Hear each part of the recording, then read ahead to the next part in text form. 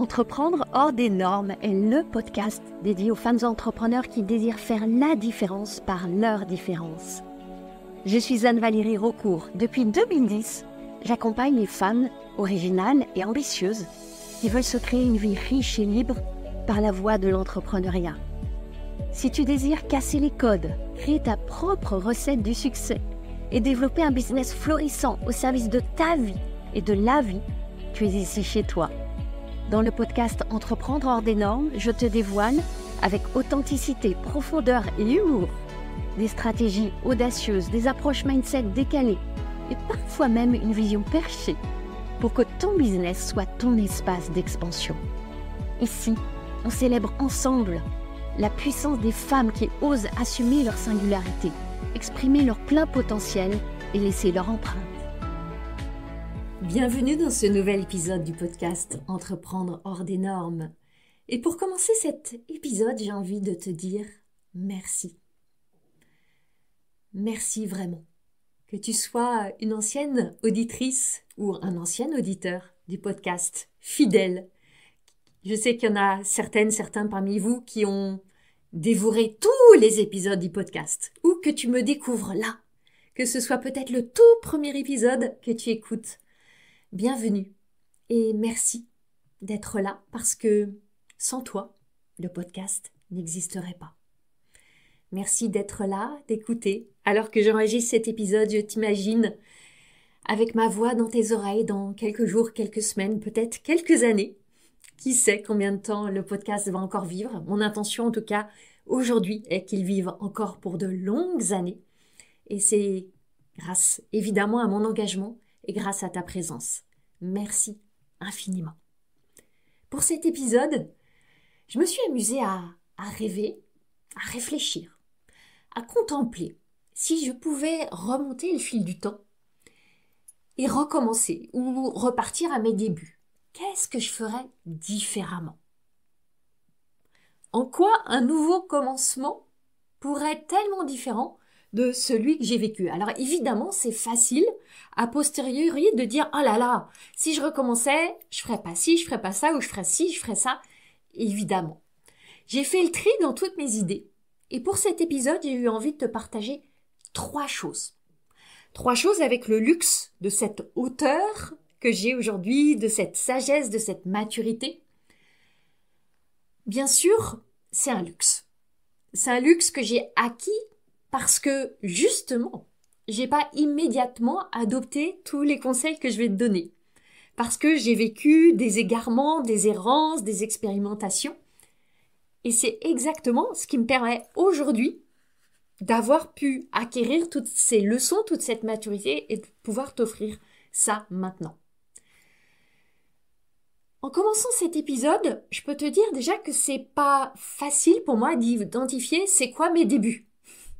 Parce que j'ai eu un parcours fait de plein de circonvolutions. J'ai créé 4 entreprises. Pour certaines, il y a eu une vraie rupture entre deux. Pour d'autres, ça a été beaucoup plus une évolution organique. Donc, c'est pas forcément facile. Si je devais te dire à quelle phase de début je remonte, quand ce serait. Donc, je vais naviguer là entre plusieurs commencements. Mon début d'entrepreneur, c'est en 2010. Et si je me replonge à mes débuts, évidemment, en 2010, l'environnement était extrêmement différent de celui dans lequel on est maintenant. Il n'y avait pas du tout cette prééminence des réseaux sociaux. Ils existaient, mais pas avec l'ampleur qu'ils ont aujourd'hui. Les outils tech étaient beaucoup plus sophistiqués, beaucoup plus compliqués à utiliser. Ça nécessitait beaucoup plus de compétences. Il y avait aussi moins accès de manière gratuite à des tas d'informations sur des tas de sujets. Il y avait aussi, dans beaucoup de marchés, beaucoup moins de concurrence. Plein de choses étaient différentes. Et bien sûr, mon activité était différente, puisqu'en 2010, j'ai lancé un organisme de formation en décoration et architecture intérieure. Pas grand-chose à voir avec ce que je fais maintenant, quoique, déjà, à l'époque, j'accompagnais essentiellement des femmes qui voulait développer une entreprise. Donc, il y a quand même un sacré fil rouge là. Je veux te partager donc 3 prises de conscience. Si tu les appliques, vraiment, ça va changer beaucoup pour toi. Ça peut même franchement infléchir la trajectoire de ton business. Ça, tu pourras le faire seul. Tu pourras complètement le faire seul, en te mettant en mouvement. Mais je fais le pari aussi que tu vas réaliser que en étant accompagné, ça sera tellement plus facile, tellement plus rapide et surtout tellement plus joyeux. C'est précisément pour ça que je t'invite maintenant à rejoindre mon accompagnement 100K Révolution.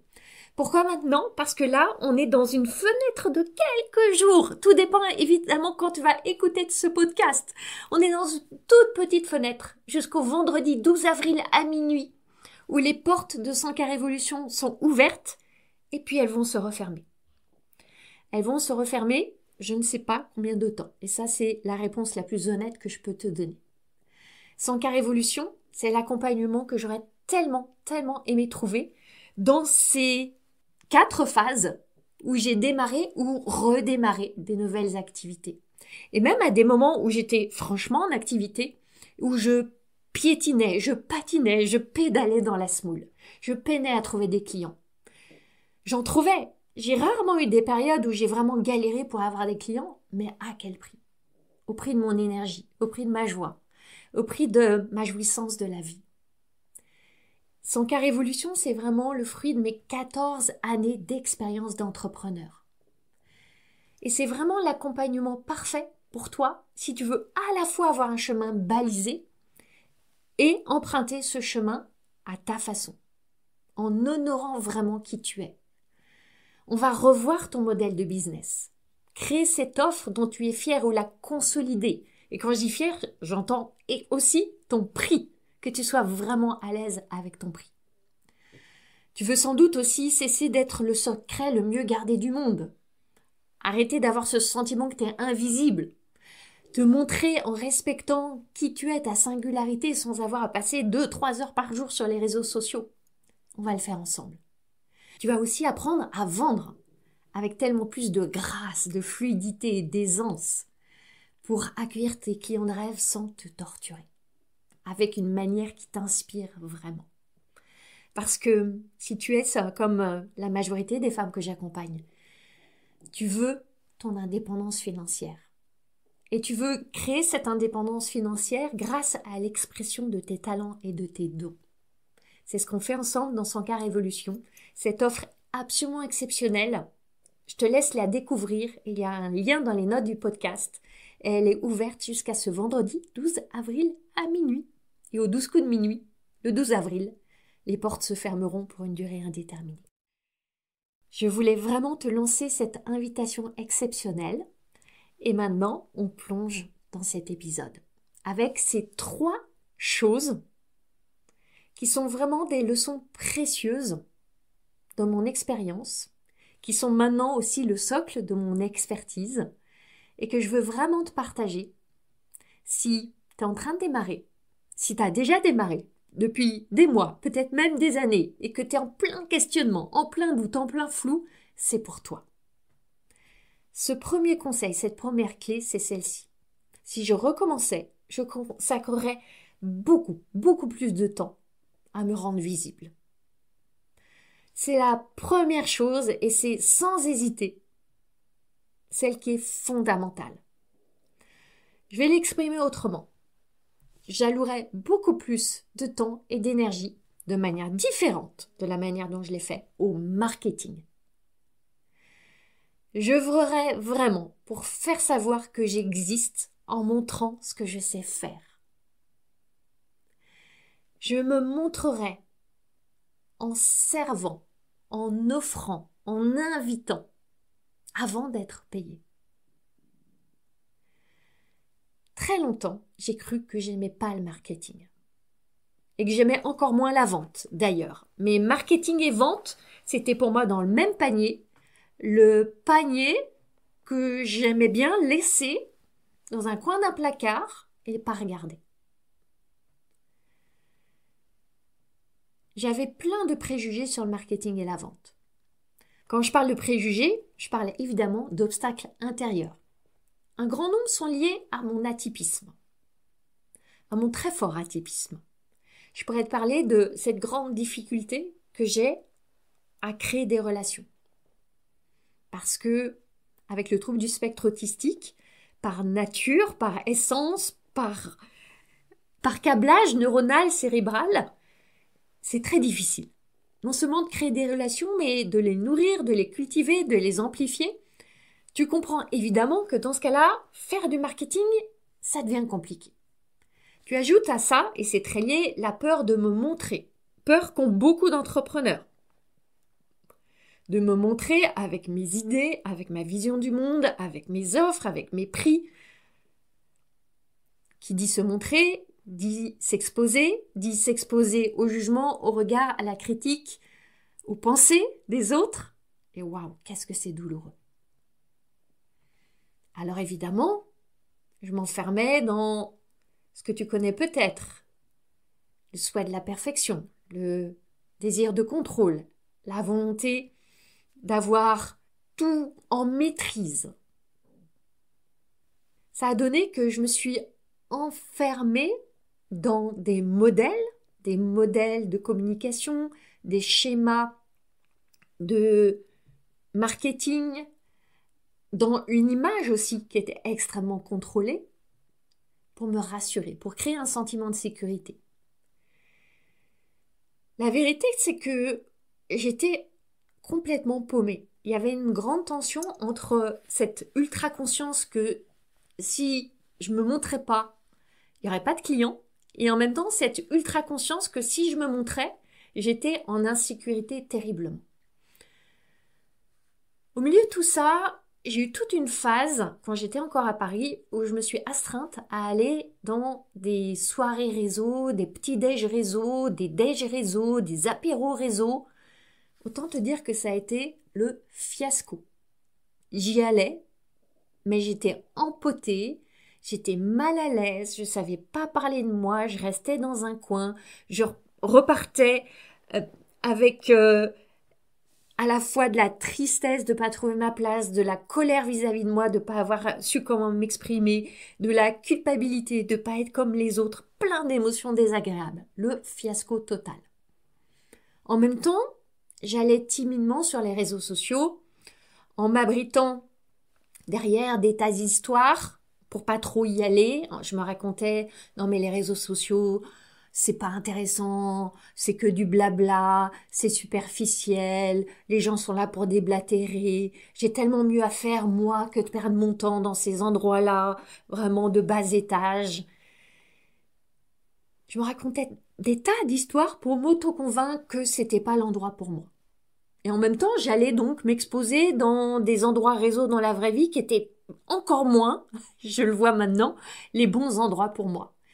Quand je revois mes posts d'il y a quelques années, c'était extrêmement formaté, figé, contrôlé, des très belles théories, de très haut vol, mais qui n'intéressaient personne. Pendant longtemps, j'ai navigué dans ces eaux troubles de il faut que je fasse mon marketing et je déteste le marketing. Donc comment je fais quand même du marketing sans trop m'exposer, mais en m'exposant et en prenant pas trop de risques quand même, mais c'était terrible. Si je devais recommencer, je consacrerais déjà beaucoup plus de temps à œuvrer pour apprendre à aimer le marketing. Ça a vraiment été ma compréhension des 2 dernières années. Vraiment, où j'ai vraiment plongé là-dedans. En découvrant comment ça peut être un espace à la fois de sécurité et de liberté. Pour moi, le pont entre ces deux choses, tu veux la sécurité et tu veux la liberté. Le pont, c'est la créativité. Pour moi, ça a vraiment transformé ma perception du marketing, de le voir comme un espace d'expression de ma créativité. De la même manière que un artiste ne pourra jamais plaire à tout le monde avec ses œuvres. Tu peux prendre n'importe quel grand artiste, que ce soit peintre, musicien, écrivain, n'importe quoi. Personne ne fait l'unanimité. Personne. Il y aura toujours des gens qui vont aimer ou pas aimer. C'est par essence ce qui se passe avec la créativité. Comprendre ça, ça m'a vraiment aidé à petit à petit tomber en amour du marketing et le débrider, le libérer, en faire vraiment un espace de joie, de fun, d'amusement, un nouveau terrain de jeu pour moi. Si j'avais su faire ça plus tôt, je crois que ça aurait vraiment énormément changé, non seulement mes résultats, mais évidemment aussi mon expérience au quotidien de mon business. Tu ne peux pas faire l'économie du marketing d'une manière ou d'une autre. La bonne nouvelle, c'est qu'il y a 1000 manières de le faire. C'est la base pour avoir des nouvelles personnes qui entrent dans ton univers. Tu as besoin, ton business a besoin de nouvelles personnes qui entrent dans son orbite. Ça, c'est l'objet du marketing. Aussi longtemps que je me cachais derrière les structures parfaites pour mes posts, pour mes vidéos, etc., pour me rassurer, j'étais absolument pas dans l'esprit du jeu, de la joie, de l'amusement, du fun. C'était figé, c'était contracté, c'était constipé. Si je recommençais, je me lâcherais la grappe, je lâcherais la bride, je lâcherais les chevaux. Pour être en mesure d'offrir un marketing qui me ressemble et qui est durable. C'est difficilement durable quand c'est une épreuve, une contrainte et une injonction. Petit à petit, j'ai transformé l'injonction en espace de créativité et de plaisir, et c'est vraiment, vraiment la première chose que je changerais si je devais recommencer. Faire ce travail-là. Ça commence par un travail intérieur. Ce travail intérieur-là, il est tellement puissant. Et ça va changer tout dans ton business. Parce que tes clients viennent de cet espace du marketing que tu ouvres. La deuxième chose que je changerais, c'est que je ferais un pacte de paix avec la vente. Ça, c'est la deuxième mauvaise nouvelle et excellente nouvelle pour toi. Tu ne peux pas échapper au marketing et tu ne peux pas échapper à la vente. On est d'accord, on s'entend bien, tu veux des clients. Les clients, ils viennent de l'espace de la vente. Après, tu peux enlever le mot vente et avec mes clientes, on s'amuse. Pour certaines qui sont vraiment allergiques à la vente, on enlève le mot vente. C'est tout à fait possible. Seulement, à un moment, d'une manière ou d'une autre, il y a une transaction où il y a une personne qui te donne de l'argent en échange du produit ou du service que tu lui donnes. J'ai très longtemps été en résistance très forte vis-à-vis de la vente. On peut même appeler ça un désamour. Haine, ça serait un peu fort. Mais un vrai désamour. Les préjugés que tu peux imaginer, je les avais tous. Pour moi, vendre, c'était manipuler, c'était demander, voire quémander. J'avais ces images de personnes qui sont des vendeurs de tapis, qui t'extorquent de l'argent, qui te harcèlent. J'avais tout ça. Et encore aujourd'hui, quand je rentre dans une boutique, par exemple une boutique de vêtements, c'est assez rare, mais quand ça m'arrive, je déteste quand je rentre dans la boutique et que la vendeuse se précipite vers moi pour me demander ce que je veux, si j'ai besoin d'aide, si j'ai besoin de conseils. Non, merci. D'ailleurs, je rentre très peu dans des boutiques par crainte que dès que je rentre, on me mette le grappin dessus. J'évite cette situation-là. Alors évidemment, je ne veux surtout pas faire vivre la même expérience aux personnes qui me sont chères dans ma communauté. Seulement, regarde ce qui se passe. Quand tu rentres dans une boutique, prenons la boutique de vêtements, tu es entré dans la boutique, a priori, c'est pas tout à fait par hasard. D'abord, tu sais où tu rentres. Tu as déjà une forme d'intérêt, au moins de curiosité. Tu as tous les vêtements qui sont là, qui sont présentés, tu peux les voir, les toucher, il y a des étiquettes de prix, ils sont mis en valeur. Tout est là à ta disposition. Tu n'as plus qu'à dégainer ta carte bancaire si tu veux acheter. Tu as toutes les infos. Et oui, si besoin, tu peux solliciter le vendeur ou la vendeuse et demander des détails. Ce qui se passe pour toi, c'est que à force d'être résistante à la vente, de vouloir surtout pas être associé à ces vendeurs qui te forcent, qui te harcèlent, à surtout pas vouloir avoir le sentiment de te prostituer pour vendre. À force de fuir ça, ta boutique, elle est invisible. C'est comme si tu avais un rideau qui était baissé. Personne ne sait que tu vends quelque chose. Personne ne sait même que tu es là. C'est nécessaire que tu lèves le rideau, que tu mettes de la lumière, que tu présentes vraiment avec beaucoup d'intentionnalité tout ce que tu offres pour que les personnes sachent que c'est là et qu'elles puissent rentrer. Donc, si je recommençais, je travaillerais vraiment à changer ma perception de la vente et à vendre différemment. Je veux ici aussi être très transparente. Et j'en ai parlé dans l'épisode 90 du podcast qui s'appelait « Leçon d'une offre qui a échoué ». Je ne suis pas de celles qui sont survoltées à l'idée de vendre en permanence, qui te sortent chaque semaine une nouvelle offre. Et même des offres mystères, des offres invisibles. Parfois même tu connais même pas le prix. Et elles sont surexcitées. Et chaque semaine il y a une offre nouvelle. Et tu vois un post nouveau, un mail nouveau qui déboule dans ta boîte. Elles te font des lives tous les jours, nuit et jour, pour te parler de leur nouvelle offre et de leur nouveau prix et de ce truc de dingo. Moi, je suis pas là-dedans. Je sais pas, honnêtement, si c'est mon trouble du spectre autistique, le très haut potentiel intellectuel ou plein d'autres caractéristiques qui sont les miennes. En tout cas, j'ai des grandes oscillations d'énergie. J'ai des grands besoins de repli.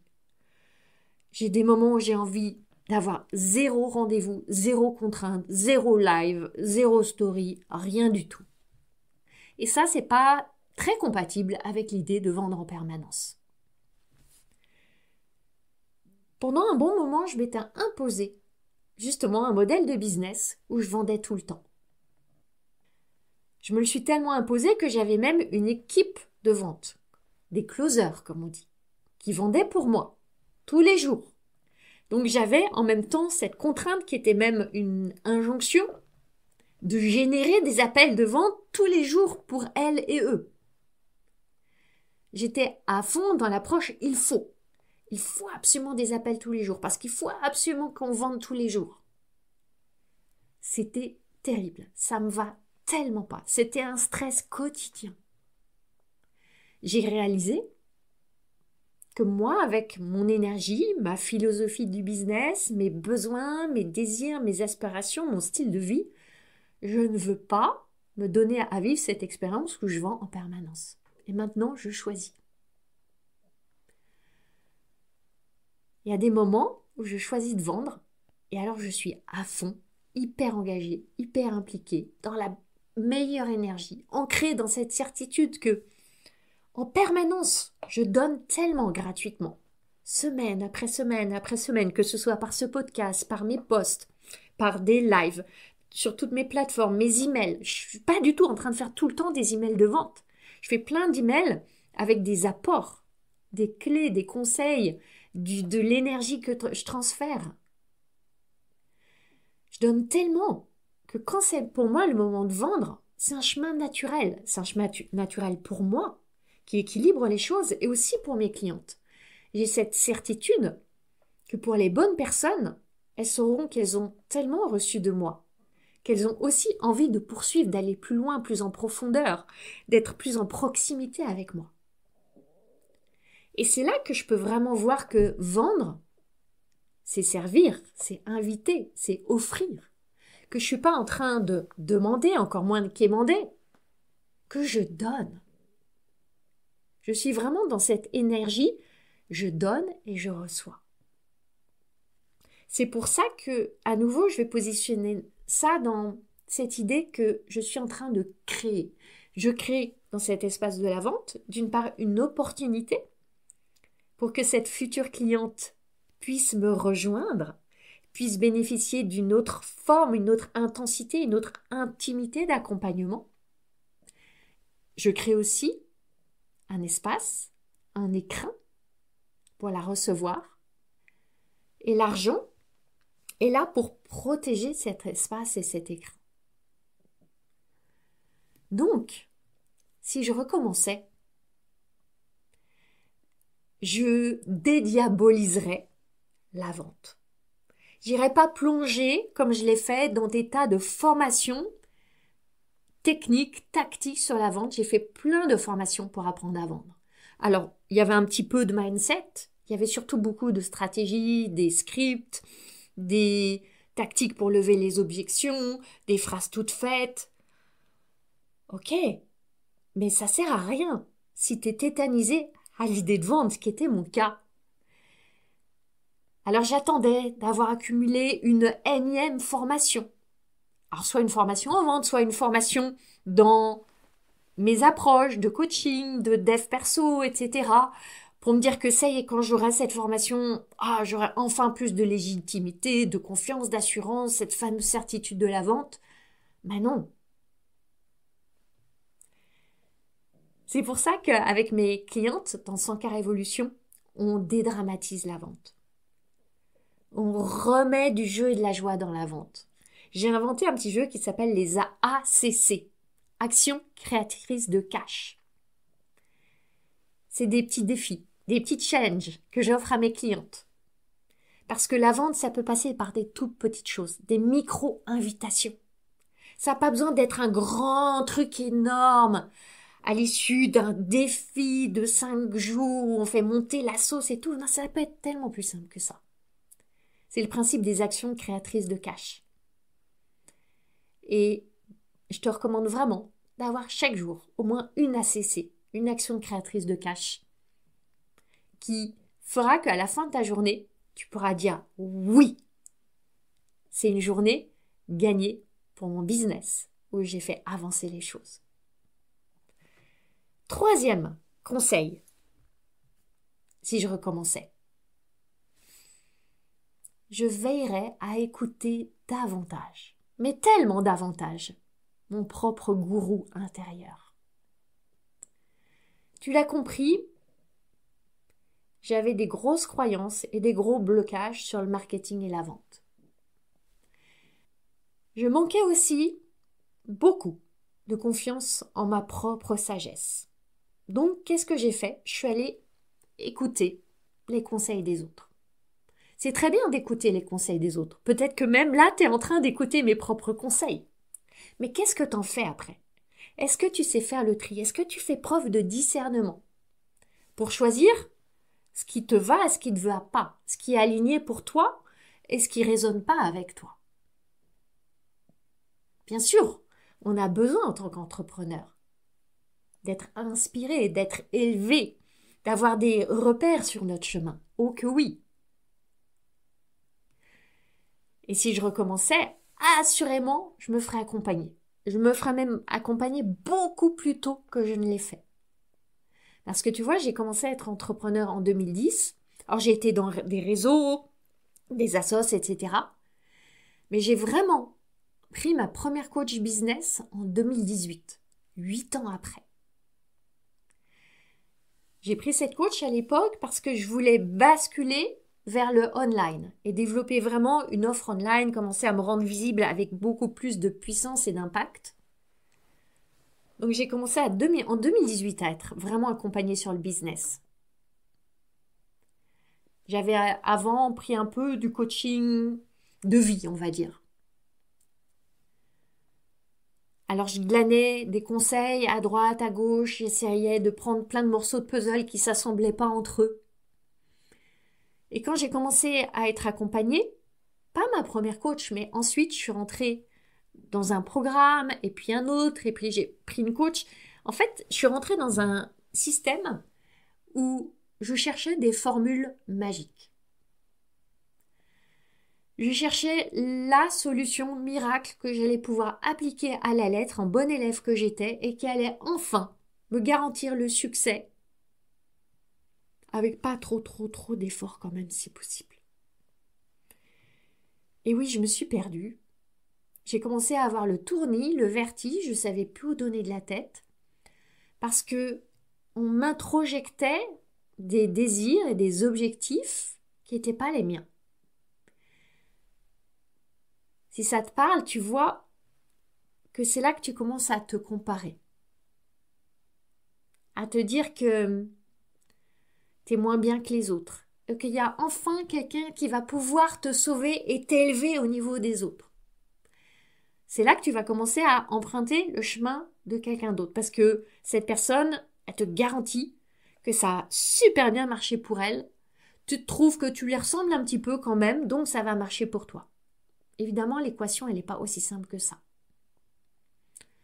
C'est là que, comme beaucoup de personnes atypiques, neurodivergentes, je me suis suradaptée.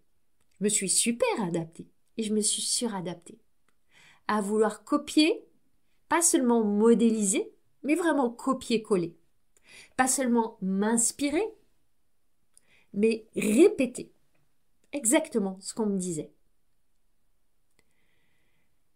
À vouloir, comme ça, me conformer, rentrer dans des moules, tout en me disant que non, moi j'étais anti-moule, ça crée beaucoup de tiraillements intérieurs. Parce que quand tu cherches à te conformer, quand tu vises la conformité, c'est un réflexe de survie. Tu cherches fondamentalement la sécurité. Alors, oui, c'est la survie, c'est juste la survie. La survie, c'est pas l'expansion. C'est pas cette joie profonde qui vient avec ton évolution. C'est pour ça que ce troisième conseil, si je recommençais, ça serait vraiment de, oui, être accompagné, même plus tôt que je ne l'ai fait. Et en choisissant bien un modèle d'accompagnement qui m'aiderait à trouver mon propre modèle, sans m'imposer sa formule standardisée en 6 étapes. Et c'est déroutant par moment pour mes clientes sans car évolution.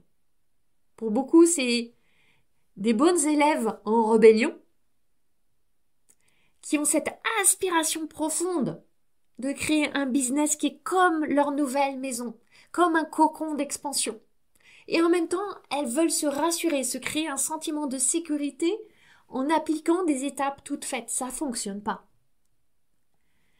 Oui, des repères, des balises, des lumières sur le chemin, bien sûr qu'il y a des étapes, bien sûr qu'il y a un cheminement. Et au plus tôt tu vas mettre qui tu es, tes propres dons, tes propres talents, trouver le prix qui est juste pour toi, la formule d'exposition qui te challenge mais qui te met pas en position latérale de sécurité et de panique totale, plus tu vas réussir, plus tu vas créer des clients, plus tu vas créer de l'argent. Ce dont je te parle ici, en fait, c'est de te donner l'autorisation de réussir, d'y aller à ton propre rythme. C'est un pas de danse qui veut être à ton propre tempo, en empruntant ton propre chemin. Ça nécessite du courage. Il en faut du courage pour sortir de l'autoroute et emprunter ce petit chemin de traverse. Ça nécessite de la foi. La foi que, ouais, c'est pour toi, c'est à toi, que tout est en toi et qu'il y a du boulot. Par moments, il y a des efforts à faire et qu'il y a tellement de joie dans l'effort. Et ça nécessite aussi un regard bienveillant, soutenant, porté sur soi. Ça peut être ton propre regard que tu portes sur toi. Et ça peut être aussi le regard de quelqu'un d'autre qui te voit et qui croit en toi.